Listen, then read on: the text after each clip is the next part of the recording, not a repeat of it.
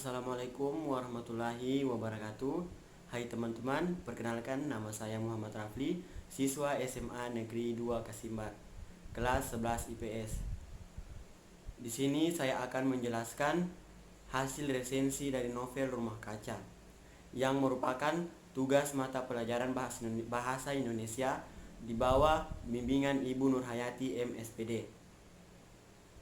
Adapun identitas novel antara lain, yang pertama judul novel yaitu Rumah Kaca, yang kedua pengarang Pramudia Anantatur, yang ketiga tahun terbit 2006, yang keempat penerbit Lentera di Pantara, yang kelima fiksi genre, yang keenam jumlah halaman 646 halaman. Yang selanjutnya, ikhtisar atau sinopsis dari novel Rumah Kaca. Novel ini menceritakan tentang Rumah Kaca adalah novel terakhir tetralogi dalam tanda kutip Buruh, karya Pramudia Anantatur.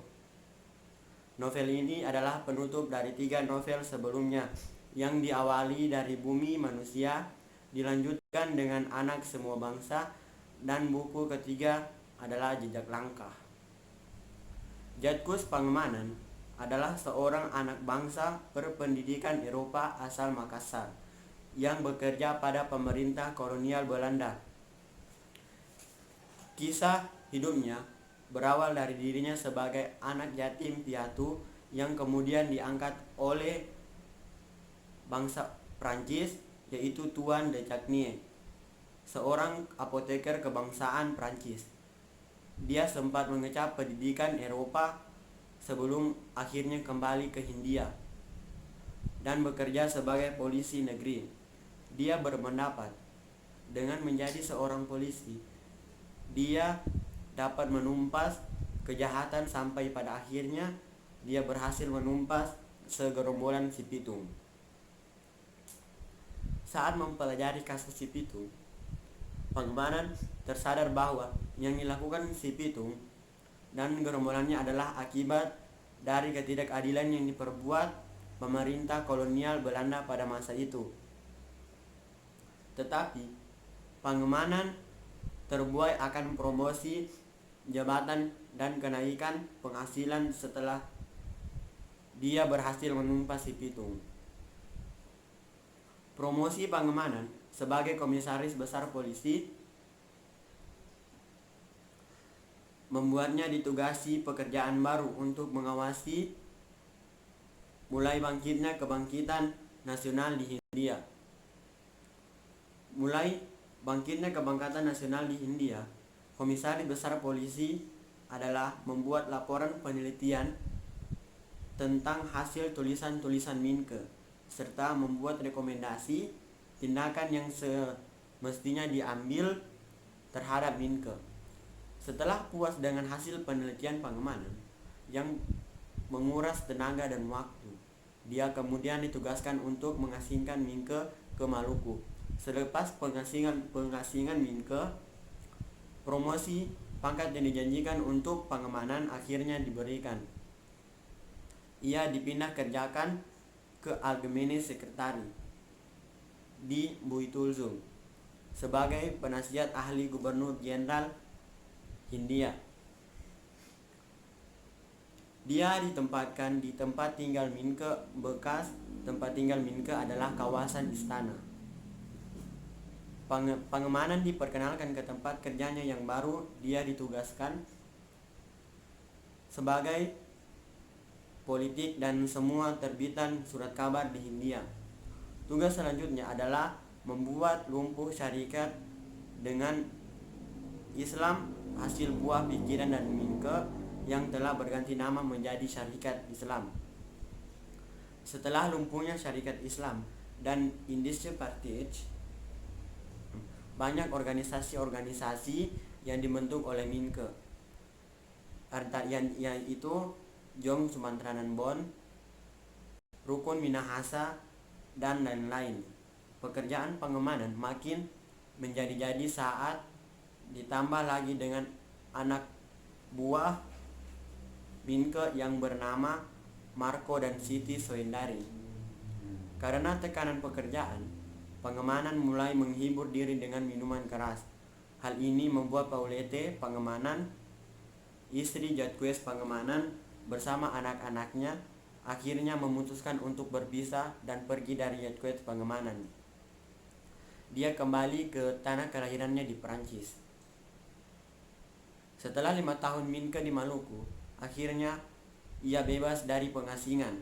Ia kembali ke Jawa untuk melanjutkan hasil perjuangannya. Pangemanan sendiri menganggap Minke sebagai gurunya setelah membaca tulisan-tulisan Minke dalam Nyai Ontosoro, Bumi Manusia Anak Semua Bangsa, Jejak Langkah, dan tulisan-tulisan Minke lainnya. Setelah berkeliling di Jawa, sampailah dia di Batavia. Minke jatuh sakit. Salah satu alasannya adalah karena tekanan batin akibat semua orang tidak berani berurusan dengannya.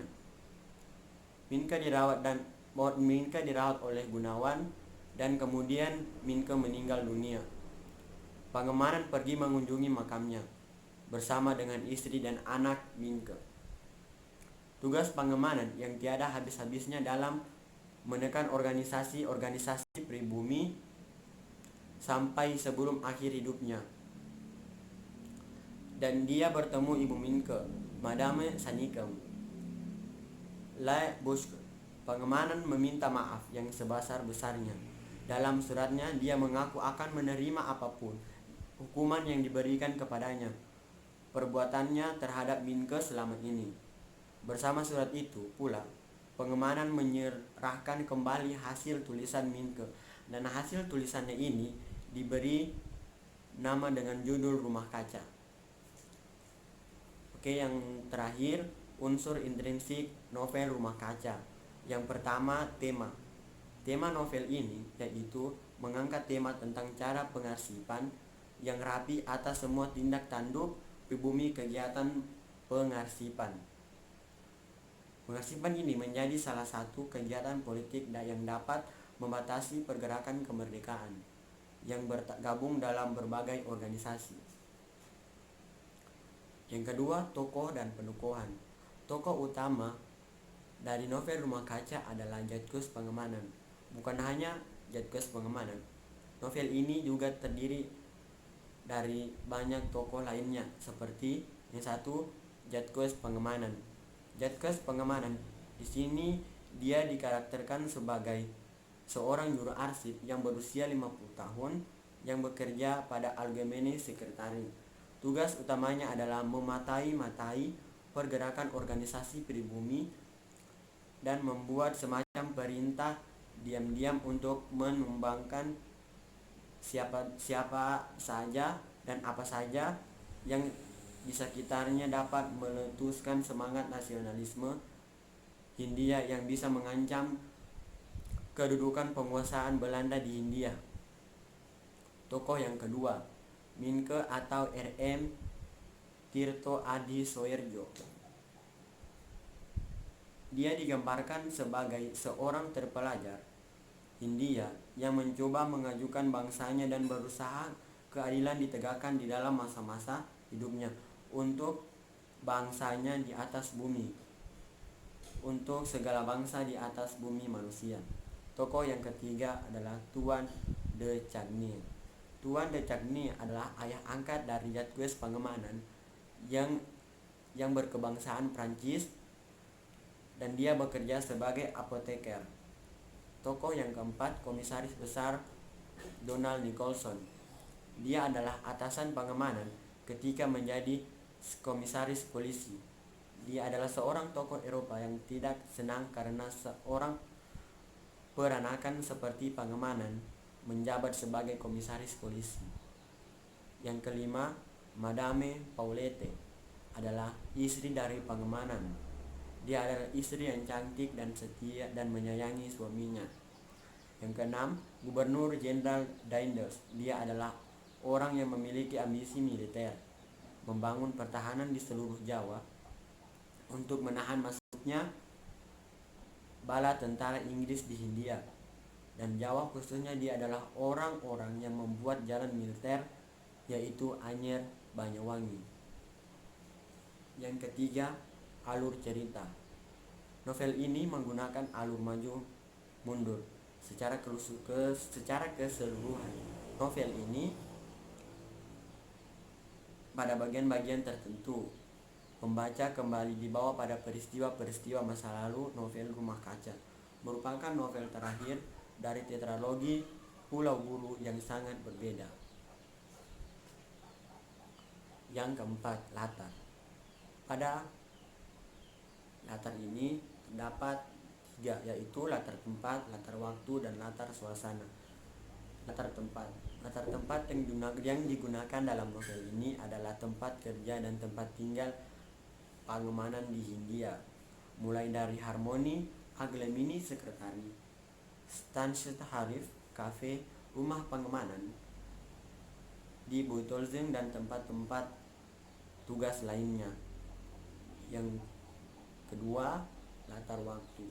Adapun latar waktu dalam novel ini adalah ketika penjajahan Belanda di Hindia, tepatnya adalah ketika organisasi-organisasi di Hindia mulai berkembang. Jadi latar waktu pada di sini yaitu mengambil latar waktu pada penjajahan Jepang dan Belanda. Yang ketiga, latar suasana. Latar suasana dalam novel ini kebanyakan tentang pertentangan batin Pangemanan. Selain itu ada juga suasana lainnya yang itu sepi, emosi, takut, gugup, sedih, kesal, dan senang. Yang keempat, sudut pandang. Dengan bahasa yang lebih dipahami pada masanya, novel ini bercerita tentang kehidupan Jadkes Pangemanan yang sekaligus bertindak sebagai sudut pandang orang pertama. Hal itu ditunjukkan dalam kutipan novel Rumah Kaca. Dalam tanda kutip, dari kejadian aku lihat Surhoff dan teman-temannya meninggalkan rumah. Ia menuju gerbang kebun raya telah dilewati aku tanpa diketahuinya. Yang selanjutnya, gaya bahasa. Gaya bahasa yang digunakan Pramudia dalam novel Rumah Kaca ini adalah gaya bahasa yang berkembang pada masa itu. Jadi gaya bahasa yang digunakan itu gaya bahasa yang digunakan pada saat penjajahan Belanda di Hindia. Awalnya novel ini sangat sulit untuk dimengerti karena bahasanya menggunakan bahasa Melayu pada masa penjajahan. Yang terakhir, amanat. Dari novel ini kita dapat mengambil pesan, hidup tanpa prinsip, tidak punya komitmen, atau pendirian yang tak tetap akan membuat jalan hidupmu tidak menentu, bagaikan perubahan angin, dan janganlah kamu menggunakan cara yang kotor untuk menghalalkan segala cara yang kamu inginkan demi mendapat sesuatu yang kamu inginkan, entah itu kedudukan, jabatan, atau nama baik dalam tanda kurung pujian, lalu kamu mengorbankan hidup orang lain. Oke, terima kasih. Sekian penjelasan hasil resensi Rumah Kaca dari saya. Saya mohon maaf lebih dan kurangnya. Wassalamualaikum warahmatullahi wabarakatuh.